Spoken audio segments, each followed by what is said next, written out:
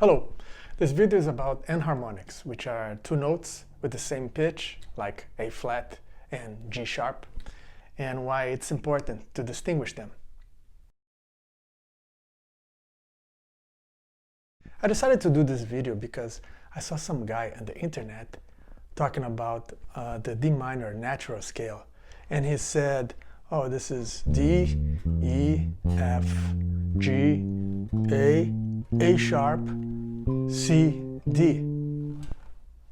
And that's a very common misconception. In this case, for example, he should have said D, E, F, G, A, B flat, C, D. And why is that? The English notation system uses 7 letters of the alphabet, A, B, C, D, E, F, G, to name the different musical notes. This system is used in North America, South America, Australia, and many countries in Europe.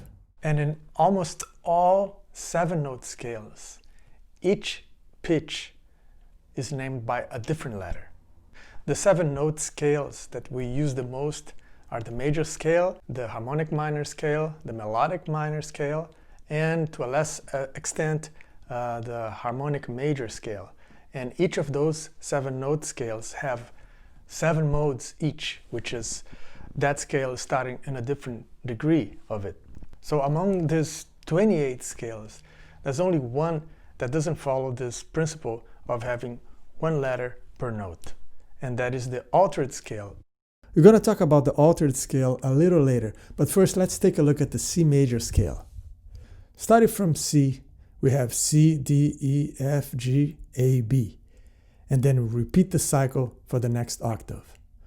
On the G major scale, we start from G, and to keep the same intervals of the C major scale, we end up with G, A, B, C, D, E, F sharp, G.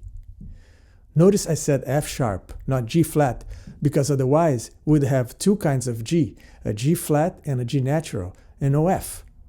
Another example, on the F major scale, starting from F and using the intervals that define the major scale, we have F, G, A, B flat, C, D, E, F, not F, G, A sharp, C, D, E, F, because we would have 2 A's, an A sharp and an A natural, and no B.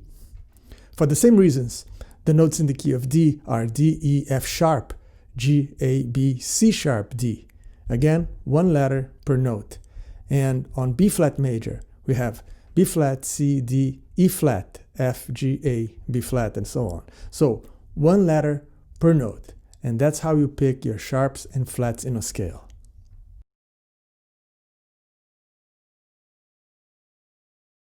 Let's consider, for example, the C major scale. If you play it starting on A, you have the A major scale, which is A, B, C sharp, D, E, F sharp, G sharp, A. If you started on A flat, you'd have A flat, B flat, C, D flat, E flat, F, G, A flat. Notice that you have 1 letter per note. So the 3rd note of the A major scale, A, B, C sharp. This C sharp pitch would also be part of the A flat major scale, but it would have a different name. On the A flat major scale, you have A flat, B flat, C, D flat. You don't have C sharp because you already have 1 kind of C. So that same pitch is called D flat if you're in the scale of A flat major, or it's called C sharp if you're in the scale of A major. See how much easier it is to recognize the major scale at a quick glance when it's notated correctly. If you mix up C sharp with D flat and F sharp with G flat, you end up with a weird looking series of notes that will confuse the musician who will play your song and possibly affect the performance. In a similar way, when the reader sees 1 note after the other in the spaces of the staff or on the lines of the staff, they will immediately recognize an arpeggio. For example, in the A flat minor 7 arpeggio, if you write A flat, C flat, E flat, G flat, you instantly see the arpeggio. But if you don't like C flat and you put B instead, a simple arpeggio would be much more difficult to recognize. The exception that I mentioned earlier is on the altered scale. So let's say you have C7 sharp 9. One of the scales that will fit this is the C7 altered scale. So this scale in between the C and E has two notes. Since the E is the third of C7, you're going to call this note a D flat and this note D sharp. So now you're using two Ds because you have two kinds of ninths, sharp 9 and flat 9. So now you have C, D flat, D sharp, E, F sharp, G sharp, and B flat. So you skip the A. Or you can, instead of G sharp, you could call it A flat. So in that case, you skip a G. You're going to get to skip either a G or an A in nomenclature because you used D twice. It's important to follow this rule with chord symbols as well, although not too much, because it can get confusing. If you see a C flat major chord, I'd rather see it as a B major no matter what key I'm in, but you still have to be careful. For example, in the key of D minor, you have the chords D minor, E minor 7 flat 5, F major 7, G minor 7, A minor 7, B flat major 7, C7, and D minor. Notice I said B flat major 7, not A sharp major 7. And that is important because as a musician, when you're reading chord symbols, if you read something that looks unfamiliar, you're going to have a harder time to hear it in your ears before you play it. And that can slow down your flow. Let's say I have a progression in D minor, D minor, G minor, B flat major, and then A minor. When I see those chords, I recognize the key of D minor, and before I play them, I already have an idea of how they're gonna sound. And that helps me create a line on the spot that I already can play with confidence. If I see an E sharp instead of B flat, that would throw off my flow. I would have to make a mental note to correct it later. I'm not gonna tell the band leader or whoever wrote that because they could get defensive. So there's a lot of distractions. That's just not good for the music. And this is a problem that happens even in the professional musician world as well. The other day, I was playing the song of a famous Brazilian songwriter that will remain nameless. It was A major 7, C sharp minor 7, B minor 7, E sus. And then the C sharp minor 7, she called D flat minor 7, not knowing this is just the third degree of the A major scale. And for those of us who know the sound of the A major scale, this nomenclature will always throw you off for a second.